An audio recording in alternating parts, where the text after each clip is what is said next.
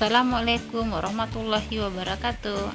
Anak-anak, kembali lagi ya dengan Ibu Eni. Kita belajar IPA kelas 8. Nah, materi kita pada hari ini yaitu tekanan zat.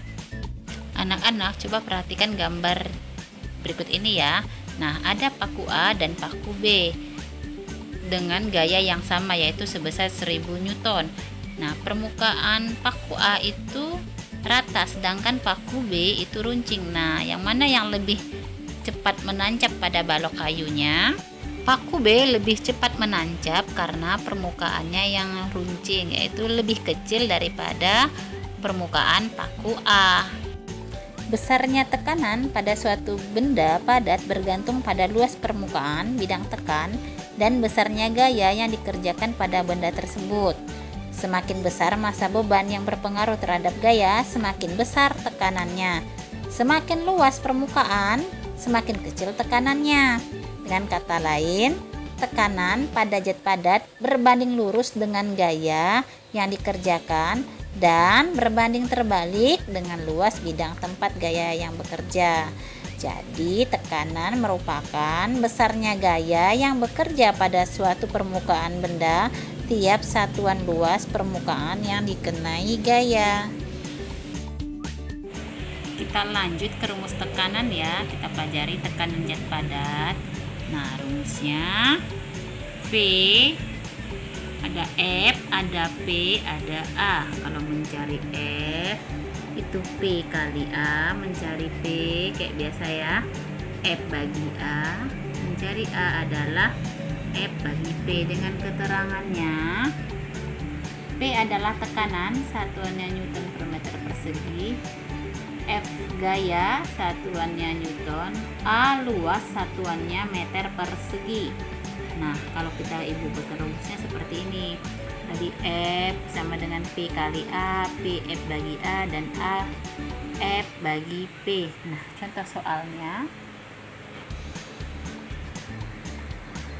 Berapakah tekanan yang ditimbulkan sebuah benda yang bidang tekannya mempunyai luas 10 meter persegi dan diberi gaya 20 Newton.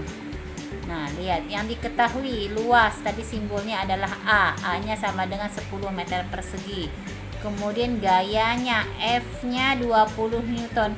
Yang ditanya P. Nah, apa tadi rumus P? Ya, betul ya. P sama dengan F dibagi A. F dibagi A. F-nya berapa? Nah, 20. A-nya 10. Jadi hasilnya seperti ini.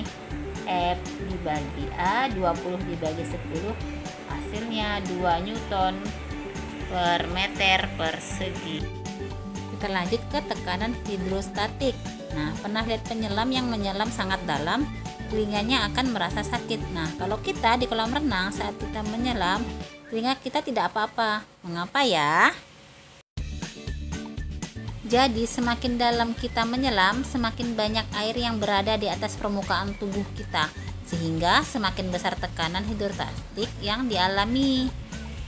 Jadi, tekanan hidrostatik adalah tekanan di dalam zat cair yang disebabkan oleh berat zat cair. Nah, alat ukur untuk tekanan hidrostatik dinamakan alat Hart. Nah, kita lanjut ke rumus tekanan hidrostatik. Rumusnya ini ya, pH sama dengan rho kali G kali H. Ini rumusnya ada 4. Tinggal dilihat keterangannya ya. Berarti mencari pH sama dengan rho kali G kali H. Mencari rho pH dibagi G kali H. Mencari G pH dibagi rho kali H, mencari H pH dibagi rho kali G. Bacanya itu adalah rho untuk massa jenis. Nah, keterangannya pH adalah tekanan hidrostatis, satuannya Newton per meter persegi. Rho massa jenis zat cair kilogram per meter kubik. G percepatan gravitasi meter per sekon kuadrat. H kedalaman zat cair, satuannya meter. Contoh soal. Perhatikan gambar berikut. Nah, ini ada seekor ikan yang berada dalam akuarium. Tinggi air dari atas sampai ke dasar itu 1 meter. tinggi ikan dari dasar sampai batas ini adalah 0,4 meter. Nah, berapakah tinggi dari atas sampai ke ikan? Sisanya berarti 0,6 meter. Jadi 0,6 meter itu adalah tinggi dari atas air sampai ke batas ikannya. Nah, soalnya jika massa jenis air 1000 kg per meter kubik dan percepatan gravitasi 10 meter per sekon kuadrat, hitunglah tekanan hidrostatis yang dialami ikan. Nah, kita tulis dulu.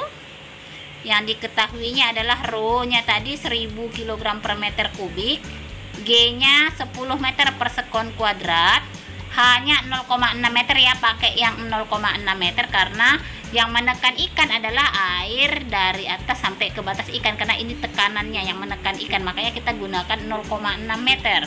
Yang ditanya adalah pH.